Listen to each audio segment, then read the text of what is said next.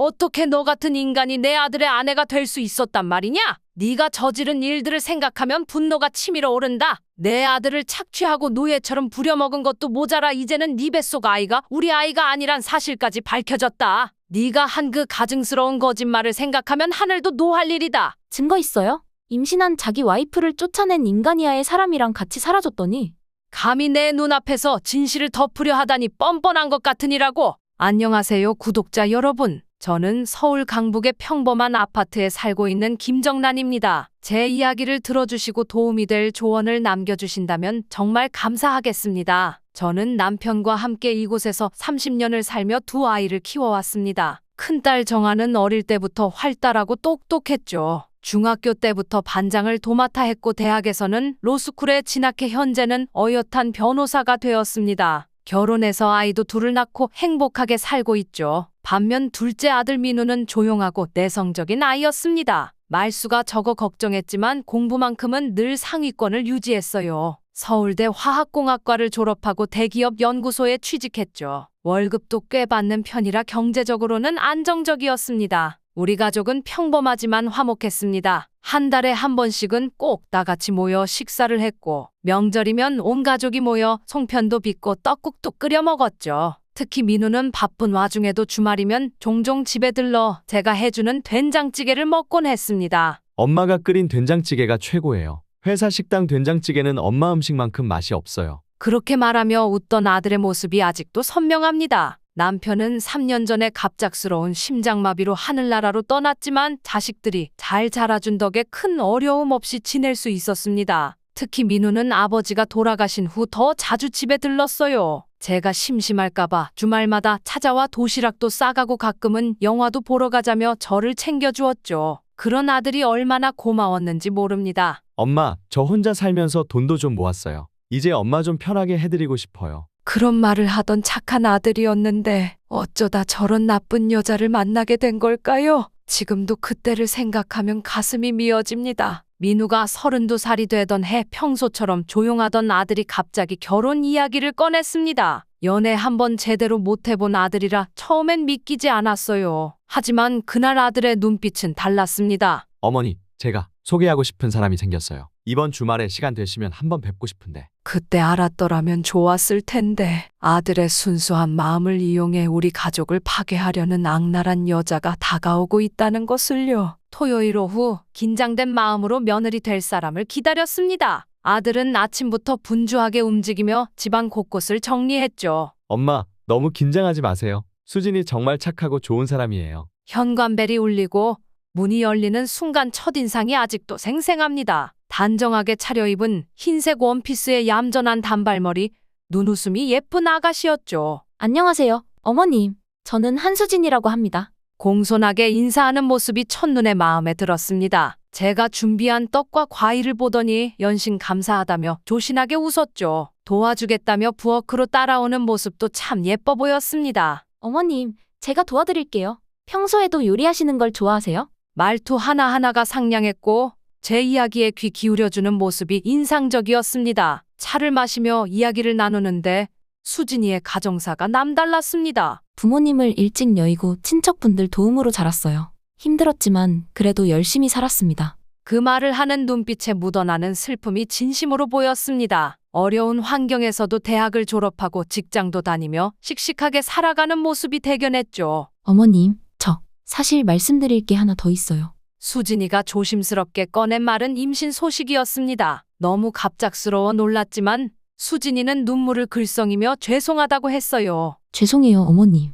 결혼도 하기 전에 이런 일이 생겨서. 아들은 당황한 듯 했지만 책임지겠다며 단단히 마음먹은 표정이었습니다. 수진이의 눈물 어린 모습을 보니 화를 낼 수가 없었죠. 아가, 울지 마. 이미 생긴 일인데 어서 결혼 준비나 하자. 그 말에 수진이는 제 손을 잡고 연신 감사하다며 눈물을 흘렸습니다. 지금 생각하면 그 눈물이 악어의 눈물이었을까요? 첫 만남이 끝나고 돌아가는 수진이는 현관에서 꼭 안아주며 인사했습니다. 어머님, 정말 감사합니다. 앞으로 딸처럼 어머님 잘 모시고 민우 오빠도 행복하게 해주겠습니다. 그때는 몰랐습니다. 그 달콤한 말 한마디 한마디가 모두 거짓이었다는 것을, 그저 우리 가족의 순수한 마음을 이용하기 위한 연기였다는 것을. 첫 만남 이후 결혼 준비는 빠르게 진행되었습니다. 수진이의 임신 초기라 서두르는 게 좋겠다고 했죠. 아들과 함께 먼저 신혼집부터 알아보기 시작했습니다. 엄마, 강남은 너무 비싸서 노원구나 도봉구 쪽으로 알아보려고 해요. 하지만 수진이는 직장 때문에 강남 근처를 고집했습니다. 임신한 몸으로 먼 거리를 출퇴근하기 힘들다는 이유였죠. 결국 제가 모아둔 적금을 깨서 1억 원 정도 보태주기로 했습니다. 어머님, 정말 죄송해요. 나중에 꼭 은혜 갚을게요. 신혼집을 구하는 과정에서 첫 번째 이상한 점을 발견했습니다. 수진이가 자꾸 전세금을 자신의 통장으로 받으려 했던 거예요. 계약할 때 민우가 없는 틈을 타서 저에게 슬쩍 말을 꺼냈죠. 어머님, 혹시 전세금을 제 통장으로 받아도 될까요?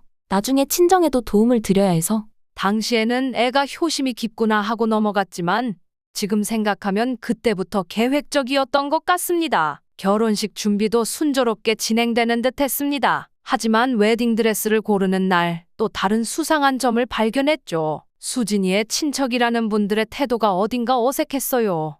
수진아, 결혼 정말 축하한다. 친척들의 축하 인사가 진심으로 느껴지지 않았고 수진이를 대하는 태도도 거리감이 느껴졌습니다. 마치 잘 모르는 사람을 대하는 것 같았죠. 예식장도 강남의 고급 웨딩홀로 고집했습니다. 임신 중이라 피로해할까봐 작은 예식을 제안했지만 수진이는 웬일인지 호텔 웨딩홀을 놓치지 않으려 했어요. 어머님, 한 번뿐인 결혼식인데 친구들도 다 호텔에서 했거든요.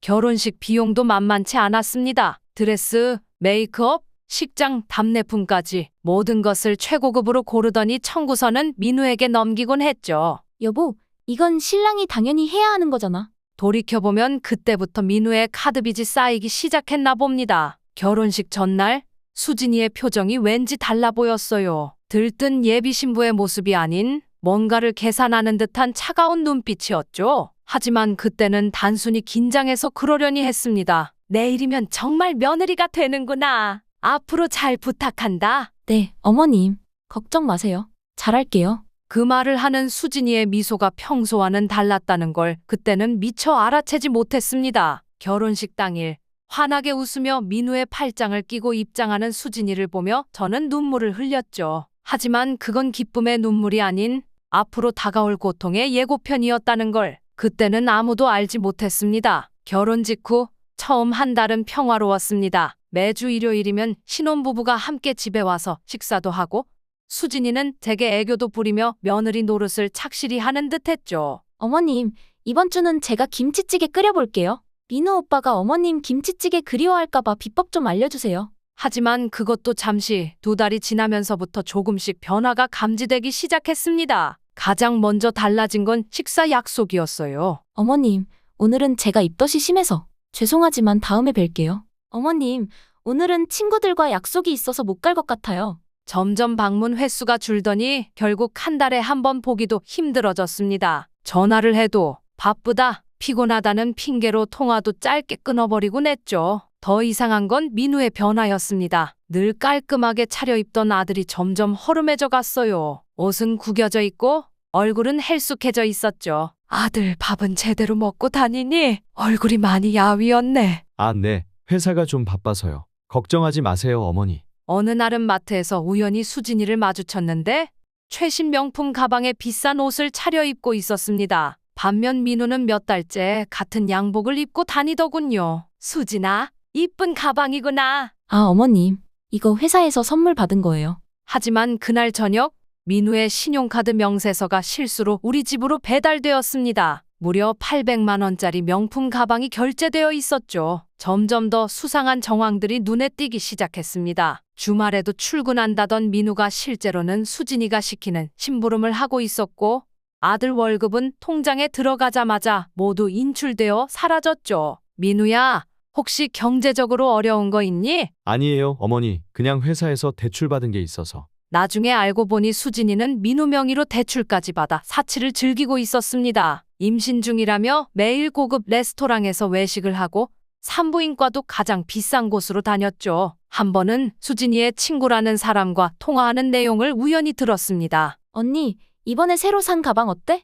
그 호구가 또 카드값 내느라 바빠 죽을 거야. 끽끽끽. 그 순간 온몸에 소름이 돋았습니다. 하지만 확실한 증거도 없이 아들에게 이 말을 할 수는 없었죠. 그저 멀어져가는 아들을 바라보며 가슴앓이를 해야 했습니다. 그런데 신혼 4개월째부터 심각한 문제들이 하나둘 드러나기 시작했습니다. 어느 날 딸 정아가 급하게 전화를 해왔어요. 엄마, 민우 얘기 들었어요? 회사에서 돈을 빌리고 다닌대요. 동료들한테까지. 알고 보니 민우는 직장 동료들에게까지 돈을 빌리고 있었습니다. 월급으로도 모자라 카드 대금을 감당하기 힘들어진 거죠. 게다가 수진이는 고가의 산후조리원을 예약했다며 추가로 돈을 요구했답니다. 여보, 우리 아기가 태어나면 최고급 산후조리원에서 케어받아야 하잖아요. 다른 애들은 다 거기 간대요. 점점 수진이의 요구사항은 늘어만 갔습니다. 태교 여행이라며 해외로 떠나고 인부복도 명품으로만 사 입었죠. 민우의 얼굴은 날이 갈수록 헬쑥해져 갔습니다. 아들, 도대체 얼마나 빚이 있는 거니? 괜찮아요, 어머니.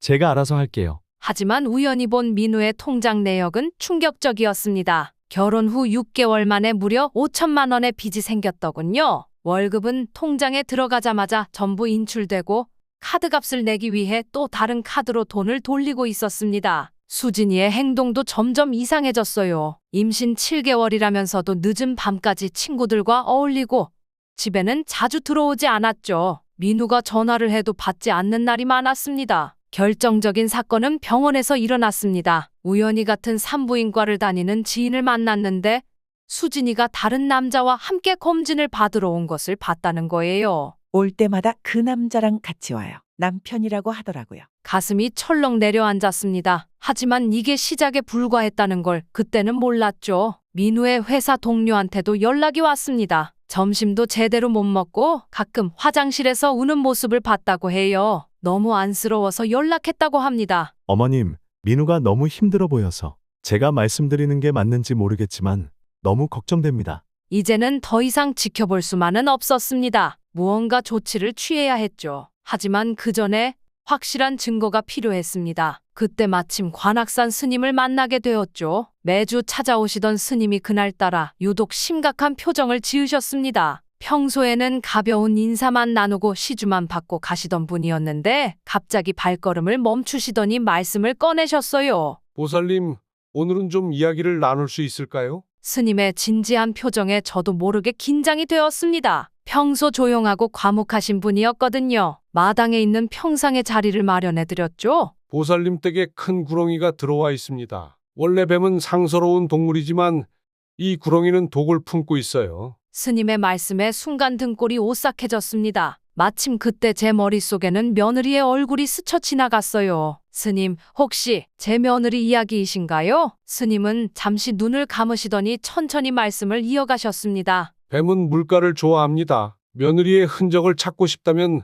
물가를 살펴보세요. 반드시 그곳에서 뱀의 허물을 발견하게 될 겁니다. 처음에는 그저 미신으로만 여겼습니다. 하지만 이상하게도 그 말씀이 자꾸 머릿속에 맴돌았어요. 보살님, 아드님이 지금 큰 고통 속에 있습니다. 하지만 너무 걱정하지 마세요. 보살님은 평생 선한 일을 하며 사셨기에 이 시련도 곧 지나갈 것입니다. 스님의 말씀에 눈시울이 붉어졌습니다. 그동안 혼자 끙끙 앓으며 고민하던 것들이 한순간에 터져나온 것 같았어요. 스님, 어떻게 해야 할까요? 제가 어떻게 하면? 때가 되면 모든 것이 드러날 것입니다. 다만 그때를 놓치지 마세요. 물가에서 발견한 허물이 모든 것을 밝히는 열쇠가 될 것입니다. 스님은 마지막으로 이렇게 당부하셨습니다. 보살님, 앞으로 며칠간 특별히 주의 깊게 보세요. 곧 진실이 드러날 테니까요. 그렇게 스님은 조용히 자리를 떠나셨습니다. 그날 밤, 저는 스님의 말씀을 곱씹으며 오랫동안 잠을 이루지 못했죠. 물가라는 말이 자꾸 머릿속을 맴돌았습니다. 그리고 며칠 뒤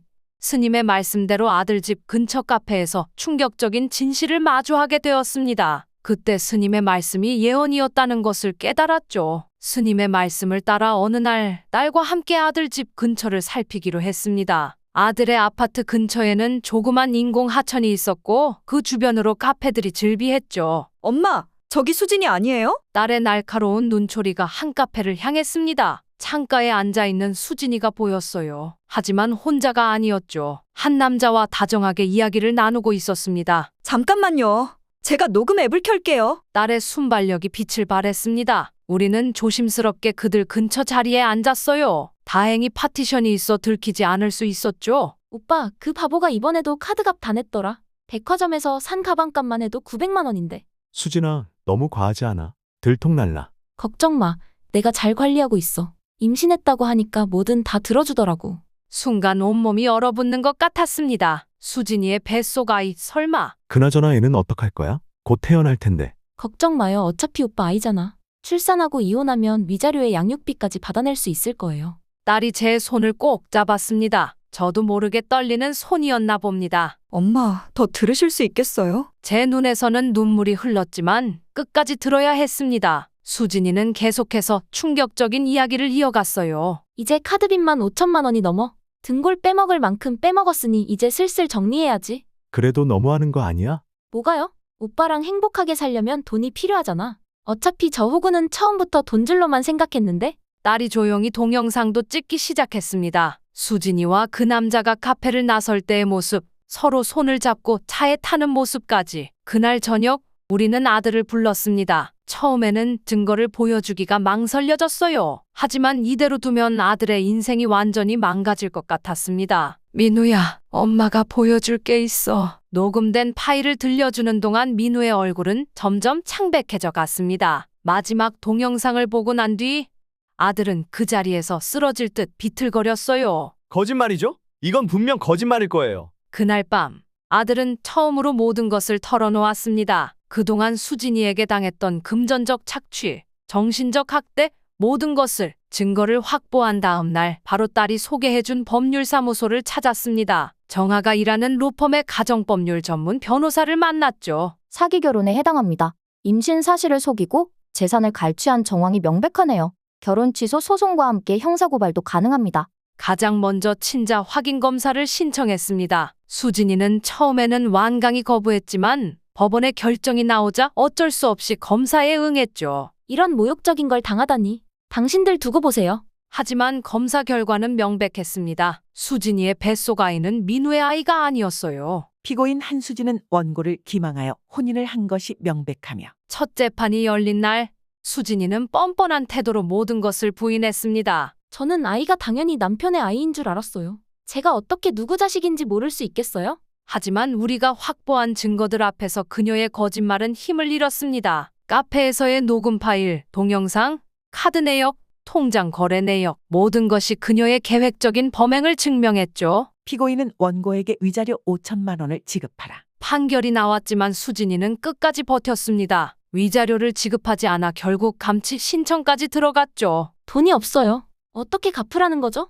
결국 구치소에 수감된 후에야 그녀는 마지못해 위자료를 지급했습니다. 알고 보니 그동안 갈취한 돈을 몰래 따로 모아두고 있었더군요. 결혼 취소가 결정되고 형사고발건도 사기죄로 징역 6월에 집행유예 2년을 선고받았습니다. 우리가 받은 상처에 비하면 너무 가벼운 처벌이었지만 그래도 법적으로나마 정의를 실현할 수 있었죠. 어머니, 저 때문에 이런 고생까지 하시게 해서 정말 죄송해요. 어머니 뵐 면목이 없네요. 아들은 재판 과정 내내 괴로워했습니다. 하지만 이제는 모든 것이 끝났다고, 새로 시작하면 된다고 위로했습니다. 전세금도 무사히 되찾았고 카드빚 대부분이 사기 결혼에 의한 것임이 증명되어 채무조정도 받을 수 있었습니다. 법적 투쟁은 6개월 만에 끝이 났지만 마음의 상처는 그리 쉽게 아물지 않았습니다. 민우가 집으로 돌아온 후 우리 가족의 회복은 천천히 시작되었습니다. 처음 몇 달은 정말 힘들었어요. 민우는 밤마다 악몽에 시달렸고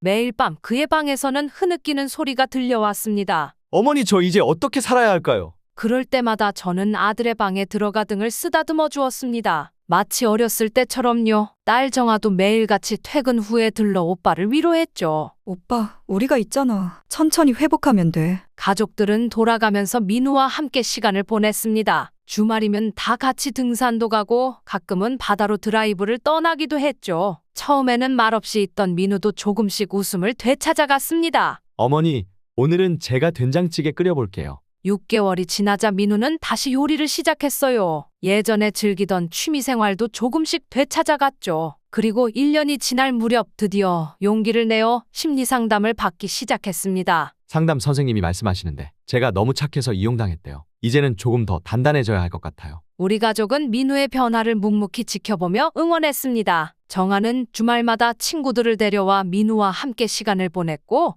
저는 매일 아침 도시락을 싸서 회사로 보냈죠. 이제 슬슬 새로운 사람 만나봐야 하지 않을까. 2년이 지나자 민우도 조금씩 연애에 대해 이야기하기 시작했습니다. 물론 아직은 조심스럽고 두려워하지만 그래도 앞으로 나아가려 하는 모습이 보기 좋았어요. 어머니, 그때 증거 안 잡으셨으면 저 평생 지옥에 갇힌 것처럼 살 뻔했어요. 정말 감사해요. 가끔 민우가 그런 말을 하면 저는 괜찮다, 다 지나갔다고 대답합니다. 하지만 사실 그때를 생각하면 아직도 가슴이 미어집니다. 우리 가족은 이 일을 통해 더욱 단단해졌어요. 서로를 더 이해하게 되었고 가족의 소중함을 다시 한번 깨달았죠. 앞으로도 우리는 함께 이겨낼 수 있을 거라 믿습니다. 3년이라는 시간이 흘렀습니다. 지금 우리 가족은 그때의 아픔을 교훈 삼아 더욱 단단해졌습니다. 민우는 회사에서 과장으로 승진했고 새로운 인연도 조심스럽게 만들어가고 있습니다. 어머니, 이번에 만나는 분은 제가 6개월 동안 지켜본 분이에요.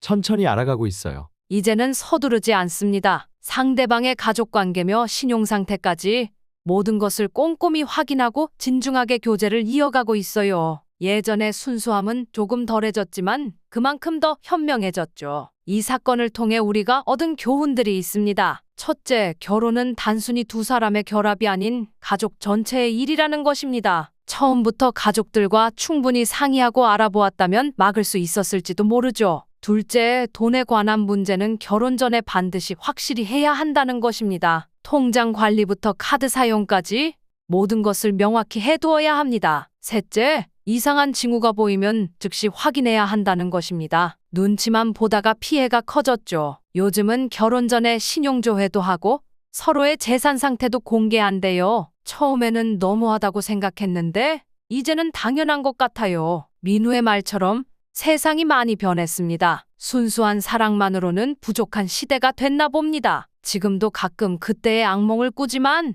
이제는 웃으며 넘길 수 있습니다. 오히려 그 시련이 우리 가족을 더 강하게 만들어 주었다고 생각해요. 그때 그 일이 없었다면 저는 아직도 철없는 아들이었을 거예요. 이제 민우는 주변의 어려운 사람들을 돕는 일도 하고 있습니다. 자신과 비슷한 피해를 당한 사람들을 위해 상담도 해주고 법적 대응 방법도 알려준다고 해요. 마지막으로 드리고 싶은 말씀은 가족의 소중함입니다. 어떤 어려움이 와도 가족이 함께라면 이겨낼 수 있습니다. 어머니, 우리 가족이 있어서 정말 다행이에요. 이 글을 읽으시는 모든 분들 결혼은 신중에 신중을 기하시기 바랍니다. 그리고 무엇보다 가족의 소중함을 잊지 마세요. 그리고 끝까지 제 이야기를 들어주셔서 진심으로 감사드립니다. 인생에는 우리 모두가 혼자 감당하기 어려운 순간들이 있죠. 저희 가족도 그런 시간을 지나고 있습니다. 여러분의 응원이 저와 아들에게 큰 위로가 될 거라 믿습니다. 저희가 앞으로 더 나은 길을 걸어갈 수 있도록 따뜻한 응원과 지지를 보내주시면 감사하겠습니다. 지금 구독 누르시고 언제나 행복하세요.